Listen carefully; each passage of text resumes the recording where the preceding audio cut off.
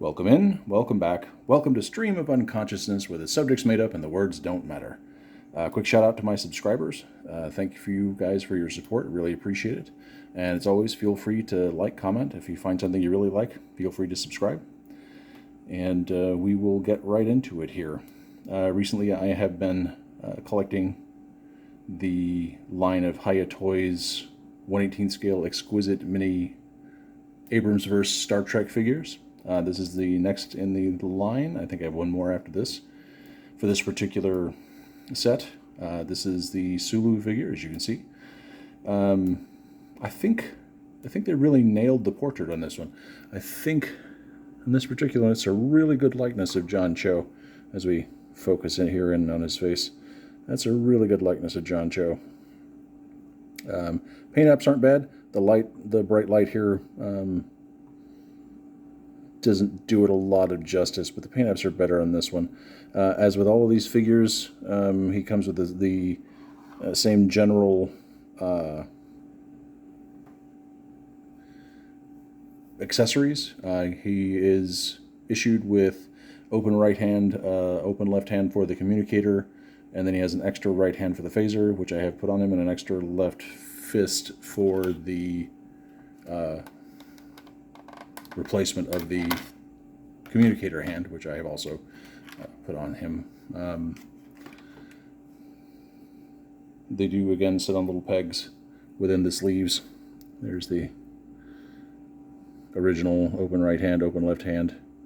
See the pegs. These are a little bit. The ones that are issued on the figure are a little bit more stretched out. The ones that are in the package have a smaller aperture, so you got to stretch them out a little bit. I'd be careful so they don't break the peg.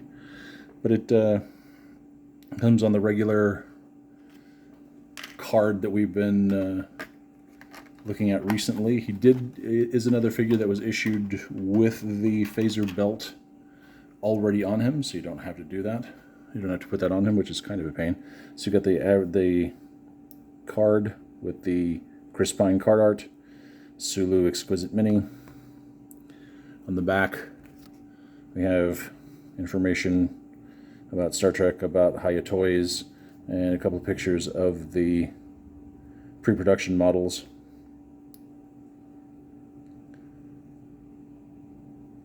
Some slightly different paint apps. But pretty much standard, as I've said before. I'm pretty sure they reuse these bodies across the line, so it's going to have the same articulation. It's got the raising and lowering shoulders, double jointed, the twist and bend elbows. Again, the replaceable fists, which because they're on a peg with a bob on the end, they do move a tiny bit in and out, up and down. The head twists, nods a little bit. It goes side to side a tiny bit. Again, the soft vinyl tunic over some interior articulation that allows him to bend a little bit at the chest and waist and twist at the waist.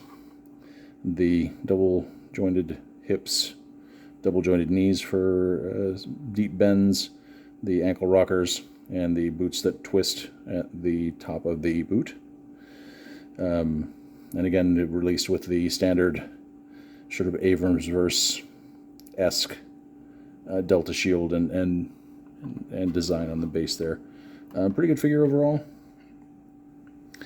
I think this is a pretty good addition to the line.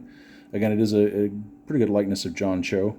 I think they missed a trick not including the sword. I realized that he wasn't even wearing this outfit in the movie when he was using the sword on the drilling platform. I think it would have been nice, but they've kept the except for Dr. McCoy, they've kept the accessories pretty much the same throughout the entire line, at least insofar as the ones that I've collected. So there you have it. Mr. Sulu, good addition to the line. 1/18 scale. Comes in at around 4 inches. A little bit taller than other action figure lines. Say the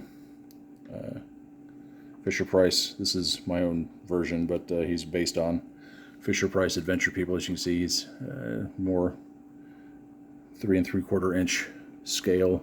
That's size, really, rather than That's not really a scale. Of course, they were also much more toyetic. But you know, they do reasonably well, and they probably. I mean, compared to for modern action figures, the prices really aren't that bad on these things. You know, you can go to Walmart and blow $25 on a figure, which is sad. And you know, that's about what these run. These run between, depending on where you get them, between $21 and $25 a piece. So, not too bad. Again, good addition to the line. I think I have one more left, which is Mr. Chekhov. There is, I think, a Captain Pike that is going to be released into the line in this uniform. Bruce Greenwood's version from the movies. I don't think that has been released yet. I would have to do some checking on that. But again, same accessories: phaser, communicator, hands, belt. Pretty good figures. Again, I would love to see them do this with the classic Trek figures, the original TOS crew. In this style, I would like to see the articulation in this scale. I think it would look really good. They probably have to adjust the colors. Again, as people have noted, these colors came off a little bit more dark and muted. I don't have a problem with that necessarily. The lime green really punches up as gold, depending on the light, and the dark blue also lightens up under some lights. They make good display pieces, and again, they work out pretty well, I think. So. That's that. We will leave it at that. Again, feel free to like, comment. I actually opened this one off camera. It's just a little bit easier. If you guys prefer that when I get this kind of stuff and review it for you, that I open it on camera, please let me know. Leave a comment. And we will see you next time.